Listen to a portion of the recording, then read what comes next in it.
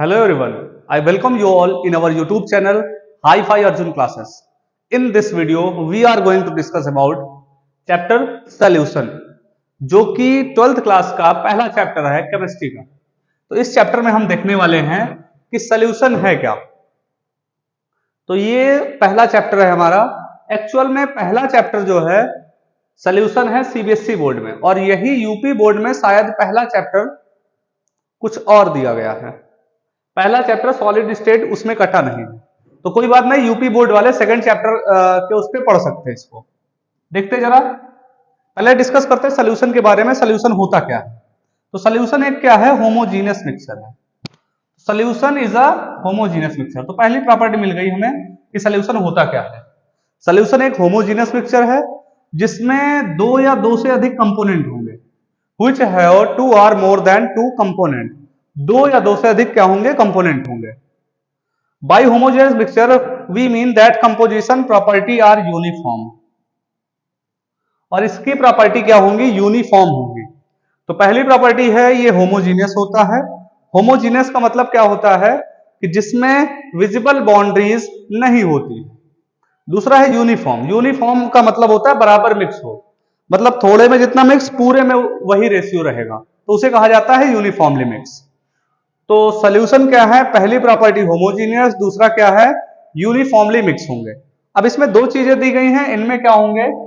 Solvent और salute. एक होगा सल्यूट और दूसरा होगा सॉल्वेंट। तो सल्यूट होता क्या है? सल्यूट हमेशा लेस क्वांटिटी में होता है। जो लेस क्वांटिटी में हो उसे कहेंगे सल्यूट, और दूसरा होता है सॉल्वेंट जो हायर क्वांटिटी में हो।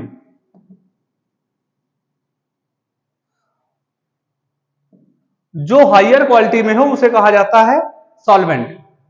दोनों को मिलाकर बनता है सॉल्यूशन। तो एक कॉमन चीज जो है वो आप ये समझ सकते हैं कि solute plus solvent is term as solution. जिसमें सॉल्यूट हो और सॉल्वेंट हो उसे कहा जाएगा सॉल्यूशन। और दूसरी चीज क्या है कि सॉल्यूशन की प्रॉपर्टी होमोजीनियस मिक्सचर है, और ये क्या होता है? यूनिफॉर्मली मिक्स होता है। तो चैप्टर का नाम है सॉल्यूशन, तो सॉल्यूशन के बारे में हमें पता होना चाहिए। और दूसरी चीज क्या है?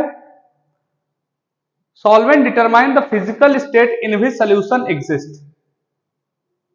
तो ये लाइन भी बहुत इंपॉर्टेंट हो जाती है कि सॉल्यूशन का जो स्टेट होगा, सॉल्यूशन लिक्विड में होगा, सॉरी जो सॉल्वेंट है वो लिक्विड होगा, तो सॉल्यूशन भी क्या हो जाएगा? लिक्विड हो जाएगा।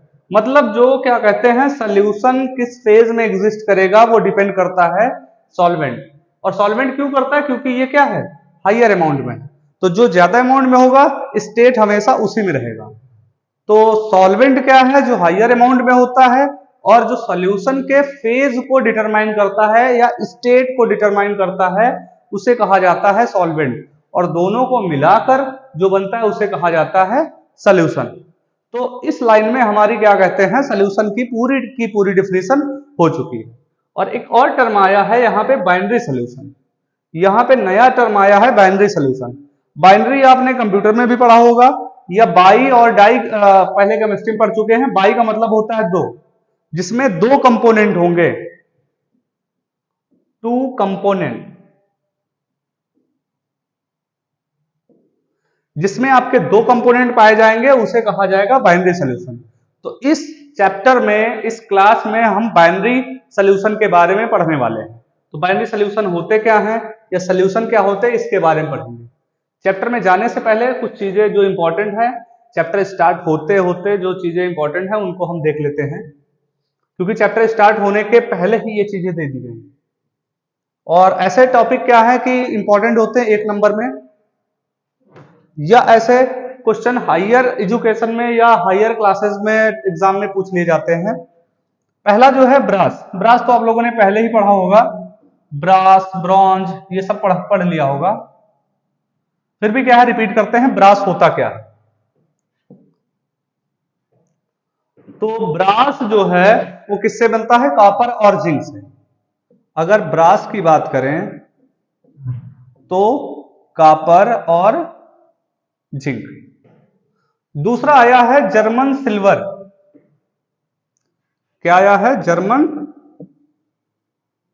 सिल्वर। ये कैसे बनता है? कॉपर, जिंक और nickel. Copper, Z N zinc, Ni nickel, इन तीनों को मिलाने पर जो कॉम्बिनेशन बनता है, जो एलॉय बनता है, उसे कहा जाता है जर्मन सिल्वर। अब ब्रॉन्ज के साथ एक ब्रॉन्ज भी आया है। ब्रास के साथ ब्रॉन्ज भी आया है। अब ब्रॉन्ज में क्या है? इसमें भी कॉपर है, लेकिन उसके साथ क्या आया है? टिन। टिन का होता है Sn। अगर कॉपर के साथ टिन आया तो उसे कहा जाएगा ब्रॉन्ज, लेकिन कॉपर के साथ जिंक मिला दिया जाए तो बनेगा brass. German silver, copper zinc, brass का फॉर्मूला होता है, उसी में अगर हम निकेल मिला दें तो बन जाता है जर्मन सिल्वर। तो इन तीनों का कंपोजिशन बहुत ही इंपॉर्टेंट है, चैप्टर स्टार्ट होने के पहले ही दिया गया है।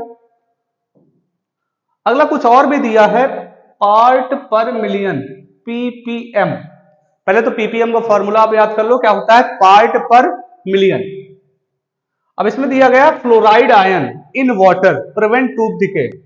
एक्चुअल में क्या होता है कि जो फ्लोराइड पाया जाता है वाटर में, जो भी हम ड्रिंकेबल वाटर या पोर्टेबल वाटर होता है, पीने लायक पानी होता है, उसमें क्या होता है? फ्लोराइड होता है।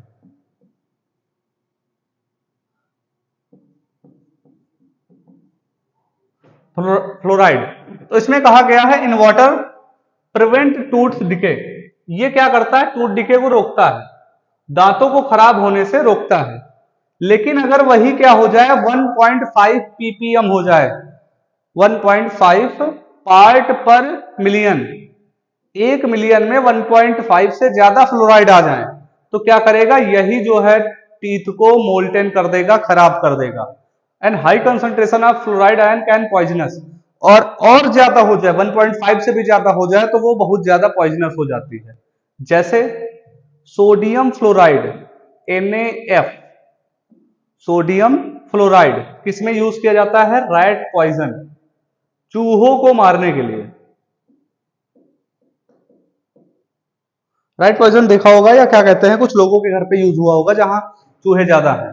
तो रैट पॉइजन के लिए सोडियम फ्लोराइड यूज किया जाता है। बहुत ज्यादा क्वेश्चन पूछा जाता है कि रैट पॉइजन में कौन सा केमिकल यूज किया जाता है, तो उसमें यूज किया जाता है सोडियम फ्लोराइड।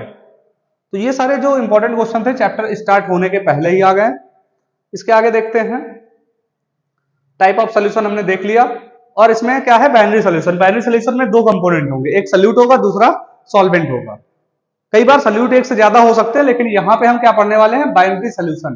बाइनरी सोल्यूशन में क्या होता है? दो चीजें होती है, एक सल्यूट और एक होता है सॉल्वेंट। अब यहां पे कुछ एग्जांपल दिए गए हैं। एनसीईआरटी लेके हम चल रहे हैं, इसलिए क्या कहते हैं कि एनसीईआरटी मेन होती 11th-12th में, और जो लोग नीट करते हैं, आईआईटी करते हैं, एनसीईआरटी ही पढ़ते हैं।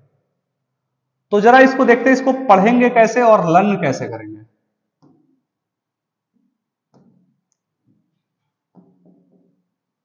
इसको कहते हैं गैस इन गैस।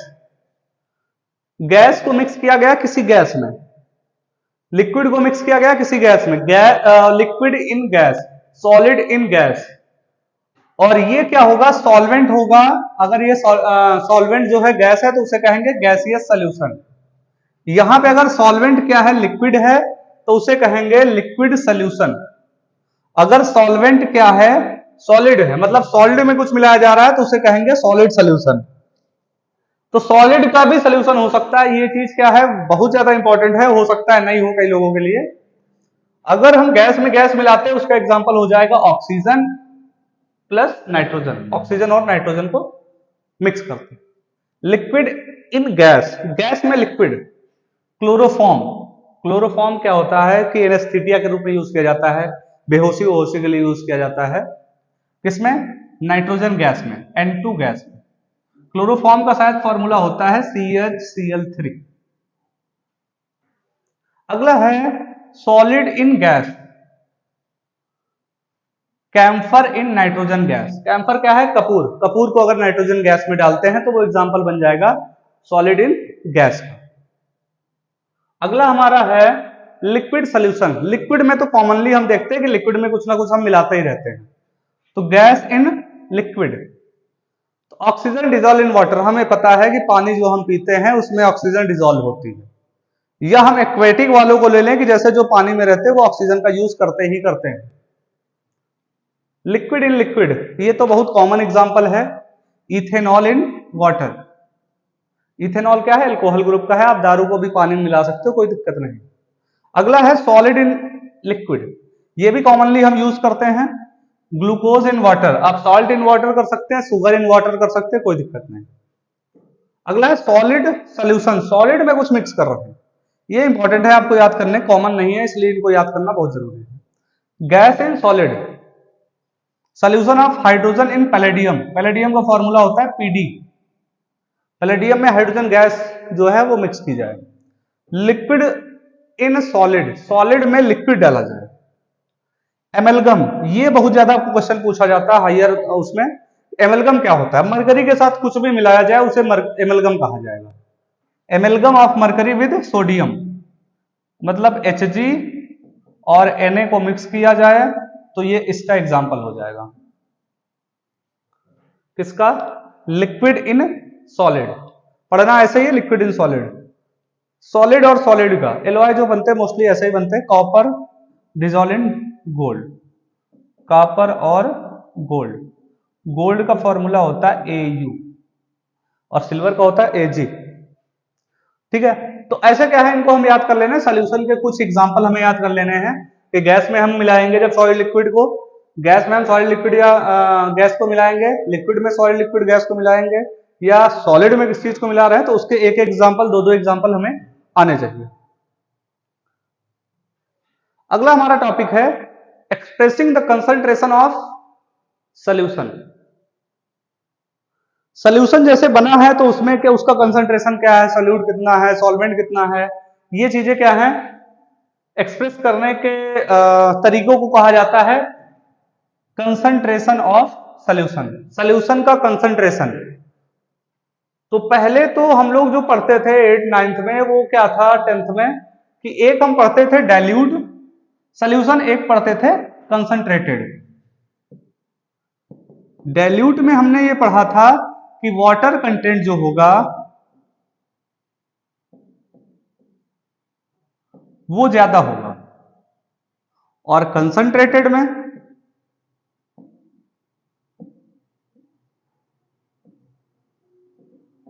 जो वाटर होगा वो क्या होगा, लेस क्वांटिटी में प्रेजेंट होगा।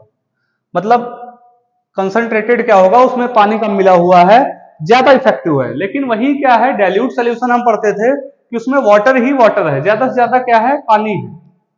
दो चीजें हम पढ़ते थे, लेकिन क्या था, can add lot of confusion. इसमें क्या थी, बहुत ज्यादा कंफ्यूजन थी, कितना ज्यादा कंसंट्रेटेड है, कितना ज्यादा डाइल्यूट है, ये हमें पता नहीं होता था। तो इस चीज के लिए क्या कहते हैं, नए टर्म ऐड किए गए हैं जिनसे इस चीज को क्लियरली समझा जा सके। पहला है मास परसेंटेज, जो चीज हम ऐड कर रहे हैं, जो सॉल्यूट हम ऐड कर रहे हैं, उसका कितना परसेंटेज है।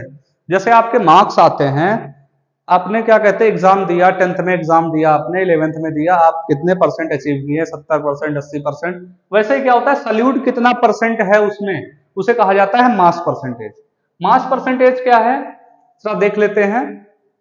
मास परसेंटेज पहला जैसे आता है, तो mass of component in a solution. Component का मतलब क्या है, जिसका परसेंटेज हम निकाल रहे हैं। एक्चुअल में क्या है, हम परसेंटेज जो निकालते हैं वो सॉल्यूट का ही निकालते हैं। जब भी परसेंटेज निकलता है 90% क्या है, सॉल्यूट का निकलता है। जब भी क्वेश्चन पूछा जाता है सॉल्यूट का पूछा जाता है, जब सॉल्यूशन का पूछा जाएगा अलग से बताया जाएगा कि सॉल्यूशन का उसका निकालो, सॉल्वेंट का निकालो। तो जैसे साल्ट मिलाया गया तो साल्ट का यहां पे हमें रख देना है साल्ट, और यहां टोटल मास रखा गया। हमेशा नीचे जो होता है आपके टोटल मास ही रहता है। जैसे एग्जाम में आपके मार्क्स आए तो हमेशा टोटल मार्क्स नीचे रहते हैं, जो आपने ऑब्टेन किया वो ऊपर, तो जो ऐड किया वो ऊपर, टोटल नीचे इंटू 100। तो ये हो गया मास परसेंटेज। इसको कहते हैं वेट बाई वेट, ऊपर वाले भी मास में, नीचे वाला भी मास में, या ऊपर वाला भी वेट में, नीचे वाला भी वेट में। अब इसका यूज कहाँ किया जाता है? इंडस्ट्रियल में इसका सबसे ज्यादा यूज किया जाता है। एक एक यूज भी आप याद करके चलो। इंडस्ट्री में जैसे क्या है कि ग्लूकोज वाटर में कितना डिसॉल्व किया गया या केमिकल में कितना डिसॉल्व किया गया, तो वो हो जाता है वेट बाय वेट। हमारा दूसरा है वॉल्यूम बाय वॉल्यूम। अभी क्या है कि हम कुछ मिक्स कर रहे हैं, लिक्विड मिक्स कर रहे हैं किसी में, तो वो वॉल्यूम में चलेगा। तो वॉल्यूम ऑफ कंपोनेंट ऊपर, टोटल नीचे इंटू 100 वही चलेगा जैसे मास और ये मास। तो ये दो चीजें हो गई जो आपको क्या है पहले से आती होंगी, आप आसानी से कर सकते हो। हम इसके क्वेश्चन भी देखेंगे आगे क्या कहते हैं चल के। हाँ, यहां पे जो वॉल्यूम बाय वॉल्यूम का एक क्वेश्चन है, ये बहुत ज्यादा पूछा जाता है। एनसीईआरटी आप इसलिए लेके चलो कि एनसीईआरटी से ही सारे क्वेश्चन आने हैं और एनसीईआरटी केमिस्ट्री के लिए सबसे बेस्ट है। एनसीईआरटी लाइन बाय लाइन लोग पढ़ते हैं, आईआईटी जो करते हैं, जो नीट करते हैं, लाइन बाय लाइन लेके चलते हैं। तो इसीलिए क्या है एनसीईआरटी पेज ही हम पढ़ा रहे हैं। अब volume by volume percentage, volume upon volume, हम इसका क्या ज्यादातर मेडिसिन वगैरह में करते हैं। या इसका देखो एक क्वेश्चन सबसे ज्यादा, कार में कूलिंग के लिए किसका यूज किया जाता है, या कार में एज अ एंटी फ्रीज का यूज किसके कौन किया जाता है, तो हमारा है इथाइलिन ग्लाइकोल। सबसे ज्यादा क्वेश्चन पूछा जाने वाला है कि इथाइलिन ग्लाइकोल का यूज कहां होता है, या कार में कूलिंग के लिए एंटी फ्रीज के लिए किसका यूज किया जाता है, तो यूज किया जाता है इथाइलिन ग्लाइकोल का। अगला हमारा है मास बाय वॉल्यूम। अभी हमने ऊपर क्या पढ़ा, मास by mass, volume by volume. अभी क्या है मास बाय वॉल्यूम। जैसे क्वेश्चन आता है कि 5 ग्राम मैंने क्या कहते हैं साल्ट को 100 ml में मिलाया, तो ग्राम को ml में मिलाया, तो वो क्या हो जाएगा मास बाय वॉल्यूम। और इसमें क्या होगा, मेडिसिन जैसे है, मेडिसिन क्या होता है लिक्विड में हम किसी सॉलिड को मिलाते हैं, तो वो किसका हो जाएगा, मेडिसिन का हो जाएगा। दूसरा है फार्मेसी, फार्मेसी भी उसी को कहते हैं, मेडिसिन के एरिया में ही आता है फार्मेसी। तो मास बाय वॉल्यूम का यूज मेडिसिन और फार्मेसी में किया जाता है। अगला है पार्ट पर मिलियन, पार्ट पर मिलियन। अभी पीपीएम का फुल फॉर्म हमने पढ़ा था, वही यहां पे आ गया। पार्ट पर मिलियन मतलब मिलियन में कितना पार्ट। तो ये भी वही क्वेश्चन है जैसे हमने मास बाय मास और वॉल्यूम बाय वॉल्यूम पढ़ा। Number of part of component, solute के कंपोनेंट, और यहां पे टोटल। बस डिफरेंस यहां है 100 की जगह क्या आ गया है 10⁶। अभी क्या है आपका जैसे परसेंटेज है, आपका परसेंटेज जो आया है 10th में 12th में, वो काउंट किया जाता है 100 में, तो इसलिए परसेंटेज वाला 100 था। अभी क्या है यहाँ पे 10⁶ आ गया, क्योंकि मिलियन में काउंट किया जा रहा है। मिलियन कितना होता है 10⁶ होता है। तो बस आपको इसमें क्या पीपीएम में 10⁶ याद रखना है। अब इसका यूज कहां कहां होता है, सी में साल्ट कितना है, या सी कितना ज्यादा इम्प्योर है, उसमें इम्प्योरिटी कितनी मिली हुई है। जैसे डेड सी कैसे मेजर किया गया, उसकी सैलिनिटी के बेसिस पे, सैलिनिटी क्या होता है उसमें साल्ट कितना है। एटमॉस्फेयर, जैसे दिल्ली वगैरह पॉल्यूट हो रहा है, तो उसमें 1 पीपीएम में कितना ज्यादा उसमें पॉल्यूटेंट आ गया है। तो एटमॉस्फेयर में जो क्या कहते हैं चीजें हैं, उसको हम नापते हैं। यहां देखो लिखा है pollutant in water or atmosphere. पानी भी कितना गंदा है उसको भी हम पीपीएम में हम नापते हैं। तो एटमॉस्फेयर में या वाटर में कितना पॉल्यूटेंट है उसको मेजर करते हैं पीपीएम। पीपीएम होता है पार्ट पर मिलियन। तो ये था। अगला देखते हैं जरा क्या है, मोल फ्रैक्शन। मोल आपने पढ़ा होगा पिछली क्लास में, लेकिन इसमें आया है मोल फ्रैक्शन। तो मोल फ्रैक्शन वही हो जाएगा, सेम कुछ नहीं है इसमें। जैसे आपने ऊपर पढ़ा कि जिसके बारे में पूछ रहे हैं वो ऊपर और टोटल नीचे। तो मोल फ्रैक्शन है क्या, number of moles of component. जिस कंपोनेंट के बारे में पूछ रहा है उसको ऊपर रखेंगे, उसका नंबर ऑफ मोल। मोल का फॉर्मूला अगर भूल गए हो तो मोल बराबर होता है given mass upon molar mass. मतलब मान लो कहा जाए 5 ग्राम वाटर में, तो 5 हो गया क्या कहते हैं गिवन मास, और वाटर का जैसे 18 होता है 5/18, तो ये हो जाएगा given mass upon total mass, हो गया मोल। अच्छा, एक मोल का फॉर्मूला और होता है कि number of particle upon Avogadro number. Avogadro number से पार्टिकल को हम डिवाइड करते हैं तब भी नंबर ऑफ मोल्स निकल आता है। तो गिवन मोल को हम ऊपर रखेंगे, जो हम ऐड कर रहे हैं उसके मोल्स को हम ऊपर रखेंगे, और नीचे हम दोनों के मोल को रखेंगे टोटल नंबर ऑफ मोल, मतलब सल्यूट का और सॉल्वेंट दोनों को हम ऐड कर देंगे, इसीलिए ये फॉर्मूला लिखा हुआ है। एक्स ए, एक्स डिनोट करता है इसको, मोल को, मोल फ्रैक्शन को, किसके, ए के, हो जाएगा n A upon n A plus n B. N A क्या है, number of moles of A, नीचे क्या है, number of moles of A plus number of moles of B. नीचे जो है वो टोटल लिखा हुआ है, दोनों के मोल को टोटल कर लिया गया है। अब इसके लिए आपको मोल निकालना आता होगा, अगर आपको नहीं आता है तो उसके लिए हम अलग वीडियो बनाएंगे। इस वीडियो को रिस्पॉन्स करिए अच्छा से अच्छा। और मोल्स जो है आपके 9th में और 11th में था, उसको हम लेके आएंगे। अगला जो है हमारा मोलरिटी।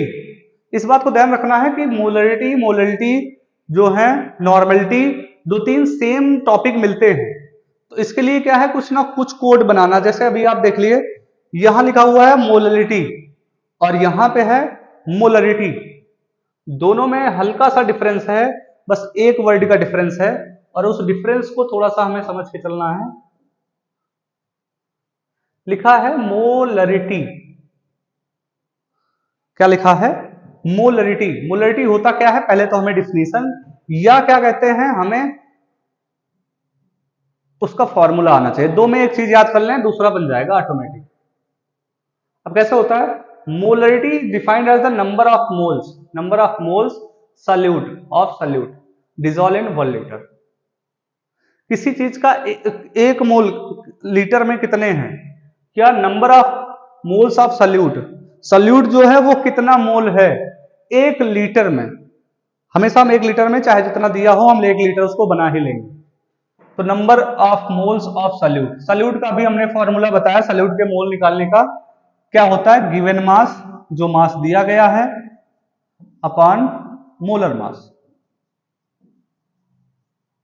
मोलर मास क्या होता है, जैसे H2O दिया गया है, 2H है तो 2 इंटू H का मास कितना होता है, 1 होता है, तो प्लस ये कितना 16, तो 2 + 16 इक्वल टू कितना हो गया 18 यूनिट।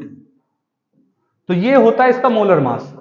अब गिवन मास क्या होगा, जैसे दे दिया गया 5 ग्राम वाटर में, 5 ग्राम वाटर में कितना, क्या कहते हैं, कितना मोल होगा, तो वो हो गया गिवन, जैसे 5 ग्राम। एग्जांपल हम देख लेते हैं, जैसे नीचे क्या होगा, लीटर होगा। फॉर्मूले में ये चीज जरा देख लो कि फॉर्मूले में क्या ध्यान देना है हमें, volume of solution, molar आया है अगर, तो हमें क्या रखना है, वॉल्यूम रखना है, और वो भी किसमें, लीटर में। इस वर्ड पर बहुत ध्यान देना है, नहीं तो क्वेश्चन गलत होगा हमेशा जब भी न्यूमेरिकल करेंगे, क्योंकि हमें जब भी क्या कहते हैं रिएक्शन होते हैं तो लीटर में हम नहीं करते, ml में करते हैं, और क्वेश्चन क्या है, हमें हमेशा ml में आएगा। एक क्वेश्चन दिया है, इसको जरा देख लो, calculate the molarity of a solution containing 5 gram of NaOH। ये आपका ऊपर का कंटेंट है, 5 ग्राम ऑफ NaOH, ये आपका हो गया गिवन मास, ये हो गया गिवन मास, और इससे आप निकालेंगे मोलर मास। ये 5 हो गया, Na का होता है कितना 23, O का होता है 16, और H का होता है 1, कितना हो जाएगा 40 हो जाएगा। तो गिवन मास हो गया कितना 5, तो इसको लिखेंगे 5/40, 5/40। ये देखो मोल निकालने के लिए 5/40 दिया गया, तो ये आपके मोल हो गए। तो हम मोलरिटी जब निकालेंगे तो number of moles upon volume in litre, ml में दिया गया तो 1000 से ऊपर मल्टीप्लाई कराएंगे, यहां डिवाइड कराएंगे तो ये ऊपर चला जाएगा और सोल्यूशन हमारा निकल आएगा। तो नॉर्मली क्या है, ऐसे क्वेश्चंस लगेंगे नॉर्मली। इंट्रोडक्शन में बस समझाते चल रहे हैं। अभी क्या है, एक्सरसाइज करेंगे तो एक एक क्वेश्चन हम उनको सॉल्व करेंगे। अभी क्या है, वो मोलरिटी था और यहां पे ये क्या है, यहां पे लगा हुआ है एल, मोलरिटी। अब मोलरिटी को स्मॉल एम से शो किया जाता है, अभी वो क्या था, कैपिटल एम था, और इसको शो किया जाता है स्मॉल एम से। ये क्या है, number of moles per kilogram, उसमें था वॉल्यूम, इसमें है पर किलोग्राम, मास होगा किलोग्राम में। यहां भी याद रखना है कि क्या होगा, केजी होगा, आपको ग्राम में दिया जाएगा। कुछ भी केमिकल जो है वो ऐड किए जाते हैं, किलो में ऐड नहीं किए जाते। तो जैसे क्या है, बस इतना आप समझ लें, फॉर्मूला आप देख लें, समझ में आ जाएगा डायरेक्ट की मोलरिटी है क्या। पहले आपको मोल्स निकालने आते हो, बस क्या है, आपको डिवीजन आता हो। नंबर ऑफ मोल्स का जो दो फॉर्मूला है क्लास 9th और 11th में, वो आपको आता हो, given mass upon molar mass, या पार्टिकल को एवोगैड्रो नंबर से डिवाइड करना। जैसे क्वेश्चन दिया है 2.5 ग्राम ऑफ इथेनोइक एसिड, ये आपका ऊपर का कंटेंट है और ये आपका नीचे का कंटेंट है। ऊपर कंटेंट क्या है, 2.5, ये गिवन मास है मोल्स निकालने के लिए, अपॉन मोलर मास CH3COOH। देखो C का मास 12 है, into molar mass of C2H4। अच्छा, इसी को क्या कहते हैं, इस फॉर्म में ले आया गया, 2 C हैं तो 12 इंटू 2, H कितने 4, तो 4 इंटू 1, ऑक्सीजन 2 तो 16 इंटू 2, सबको ऐड करके 16, 0.0417, ये आपका मोल निकल आया। अगर मोल निकल आया तो गिवन मास से डिवाइड करा दो, लेकिन मास ग्राम में है तो ऊपर 1000 से मल्टीप्लाई भी होगा, और आपका क्या निकल आएगा, मोलरिटी। मोलरिटी में क्या है, एल है, और इसको डिनोट किया जाता है स्मॉल एम से। और इसमें क्या होगा, इसमें जो होगा फॉर्मूले में मास होगा, किसमें, मास हमेशा केजी में रखा जाएगा। आगे आते हैं, हमारा नेक्स्ट जो टॉपिक है वो है सॉल्युबिलिटी।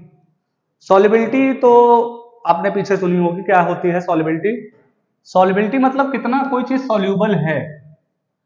एक चीज वर्ड ये याद रखना है कि मैक्सिमम अमाउंट जो डिसॉल्व हो सकता है, can be dissolve, the maximum amount of substance that can be dissolve.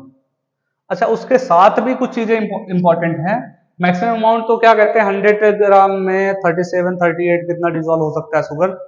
उसके साथ में क्या इंपॉर्टेंट है, स्पेसिफाइड अमाउंट ऑफ सॉल्वेंट, मतलब सॉल्वेंट फिक्स होना चाहिए। ऐसा नहीं कि 100 ग्राम के बाद आपने 120 ग्राम कर दिया है, या 100 ml की जगह 120 ml ले लिया है, तो सॉल्यूट तो फिर ऐड ही कर सकते हैं। दूसरा क्या है, स्पेसिफाइड टेम्परेचर, टेम्परेचर भी फिक्स होना चाहिए। नहीं तो क्या, एक चीज आपको पता होनी चाहिए, जितना आप टेम्परेचर बढ़ाओगे हम धीरे धीरे उसमें क्या कर सकते हैं, ऐड कर सकते हैं। तो मतलब specified amount of solvent, solvent जो है स्पेसिफाइड फिक्स होना चाहिए, और टेम्परेचर भी क्या होना चाहिए, फिक्स होना चाहिए। तो उस फिक्स टेम्परेचर और फिक्स सॉल्वेंट में हम जितना मैक्सिमम अमाउंट ऐड कर सकते हैं उसे कहा जाता है सॉल्युबिलिटी, किसी सब्सटेंस की सॉल्युबिलिटी। तो सॉल्युबिलिटी यहाँ पे कई चीजें हैं, लिक्विड में सॉलिड कितना डिसॉल्व होगा, लिक्विड में गैस कितना डिसॉल्व होगा, सारी चीज हम पढ़ने वाले हैं। तो देखते हैं यहाँ पे पहला जो हमारा है वो क्या है, solubility of solid in liquid. Liquid हमें पता है, जैसे वाटर वगैरह है, उसमें हम क्या है, किसी सॉलिड को, जैसे शुगर है, साल्ट है, कितना ऐड कर सकते हैं। तो ये पहली चीज तो है, उसकी सॉल्युबिलिटी पर डिपेंड करता है कि वो है कैसा। एक चीज और है, solid does not dissolve in A given liquid, every solid, सारे सॉलिड जो हैं एक ही लिक्विड में डिसॉल्व नहीं हो सकते। वैसे तो वाटर जो है यूनिवर्सल सॉल्वेंट कहा जाता है, water is a universal solvent, कि मोस्ट ऑफ चीजों को डिसॉल्व कर सकता है, मोस्ट ऑफ चीजों को, एवरी ऑब्जेक्ट को नहीं। तो यहां पे देखो जरा, वाइल सोडियम क्लोराइड, यहां पे दिया गया है कि सोडियम क्लोराइड मतलब क्या, साल्ट, और शुगर वो वाटर में ऐड हो सकता है, लेकिन कुछ चीजें हैं जैसे नेफ्थलीन और एंथ्रासीन, ये चीजें जो हैं बेंजीन में ऐड हो सकती हैं, वाटर में डिसॉल्व नहीं होंगी। नेफ्थलीन और एंथ्रासीन दो चीजें हैं जो क्या कहते हैं पानी में डिसॉल्व नहीं हो सकती, बेंजीन में डिसॉल्व होंगी। लेकिन वहीं पे कहा है सोडियम क्लोराइड और शुगर जो है वो बेंजीन में डिसॉल्व नहीं होंगी, वाटर में होंगी। ऐसा क्या चीज है? तो इंपॉर्टेंट यहां पे ये है, इसमें एक चीज कही गई है कि पोलर सॉल्यूट पोलर में डिसॉल्व होगा और नॉन पोलर में डिसॉल्व होगा। तो सॉल्युबिलिटी में पहली चीज हमें समझने की चीज है कि पोलर वाले पोलर में, नॉन पोलर वाले नॉन पोलर में। अच्छा, पोलर और नॉन पोलर क्या है, इस चीज को समझना सबसे बड़ा काम है हमारा कि पोलर क्या होता है। जैसे देखो हम पढ़ते हैं H2O, O 10th 11th का आपको थोड़ा सा भी याद होगा।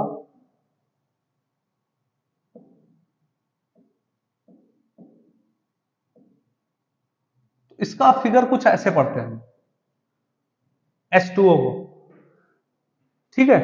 लेकिन क्या है, ये जो है ऑक्सीजन जो है वो पोलराइज हो जाता है, क्या करता है, इन इलेक्ट्रॉन को भी खींच लेता है, और ये छोटे छोटे ऐसे हो जाते हैं। तो मतलब क्या है कि इलेक्ट्रॉन को खींच देता है। पोलराइजेशन क्या होता है, जो हाईली इलेक्ट्रोनेगेटिव है, शेयर्ड पेयर इलेक्ट्रॉन को अपनी तरफ खींच ले, उसे कहा जाता है पोलर नेचर में। तो इसमें यह कहा गया है कि लाइक डिसॉल्व लाइक, पोलर वाले पोलर में और नॉन पोलर वाले नॉन पोलर में। अगर क्या है पोलर सॉल्वेंट, अभी भी क्या कहते हैं, कंफ्यूजन है तो डिफिनेशन देख लेते हैं उसकी। Polar solvent have large dipole moment, उसमें क्या होता है, डाइपोल मोमेंट ज्यादा होता है। डाइपोल मोमेंट क्यों होता है? क्योंकि वो क्या होते हैं, पोलराइज हो जाते हैं। पोलराइज होने का मतलब चार्ज सारा एक तरफ चला आता है। एक कोई जो है हाईली इलेक्ट्रोनेगेटिव जो है, हाईली इलेक्ट्रोनेगेटिव, वो क्या कर लेता है, खींच लेता है सारे पावर को या चार्ज को, इलेक्ट्रॉन को, such as oxygen and hydrogen, जैसे ऑक्सीजन और हाइड्रोजन।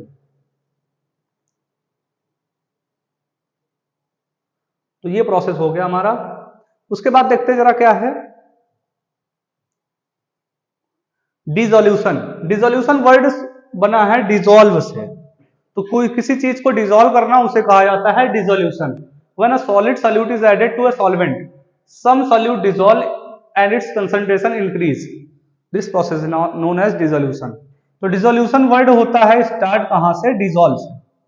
तो किसी चीज को डिसॉल्व करना और वो डिसॉल्व हो जाए उसे कहा जाता है डिसोल्यूशन। अगला है क्रिस्टलाइजेशन। क्रिस्टलाइजेशन क्या है, जब कोई चीज क्या है डिसॉल्व होने के बाद भी वो सेटल होने लगे, जब हम ज्यादा मिला देते हैं तो वो सेटल होना शुरू हो जाती है, बैठना शुरू हो जाती है, और क्रिस्टल के फॉर्म में, सॉलिड के फॉर्म में वो मिलना शुरू हो जाए तो उसे कहा जाता है क्रिस्टलाइजेशन। एक ऐसी स्टेज आ जाती है जिसमें क्या है कि जो मिक्स हो रहा है उतना ही वो सेटल डाउन हो रहा है, तो उस स्टेट को कहेंगे इक्विलिब्रियम। इक्विलिब्रियम में क्या है कि जितना सोल्यूशन बन रहा है उतना क्या कहते हैं फिर रिवर्स हो जा रहा है, जो ऐड कर रहे हैं वो रिवर्स होकर फिर सेटल बैठ भी जा रहा है, तो उस स्टेट को कहेंगे इक्विलिब्रियम। इक्विलिब्रियम क्या होता है, जो दोनों डायरेक्शन में इक्वल होता है। तो डिसोल्यूशन डिसॉल्व करना, क्रिस्टलाइजेशन क्रिस्टल के फॉर्म में नीचे बैठ जाना, और इक्विलिब्रियम स्टेट क्या होती है, ऐसी स्टेट जिसमें क्या कहते हैं दोनों प्रोसेस जो हैं बराबर हो रहे होते हैं। कुछ चीजें और हैं सोल्यूशन के बारे में, कुछ और दिया गया है, सैचुरेटेड सोल्यूशन, अनसैचुरेटेड, ये आपने पुराने क्लास में भी पढ़ लिया होगा, अगर नहीं पढ़ा है तो देख लेते हैं।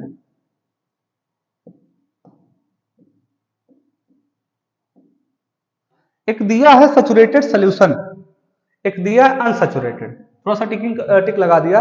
अ solution in which no more solute can be dissolve, saturated में डिसॉल्व नहीं किया जा सकता। मतलब क्या है कि ऑलरेडी ही मैक्सिमम ऐड है, स्पेस अब नहीं बचा, तो उसे कहा जाता है सैचुरेटेड। हम डिसॉल्व नहीं कर सकते, सोल्यूट अब डिसॉल्व नहीं हो सकता, उसे कहते हैं सैचुरेटेड।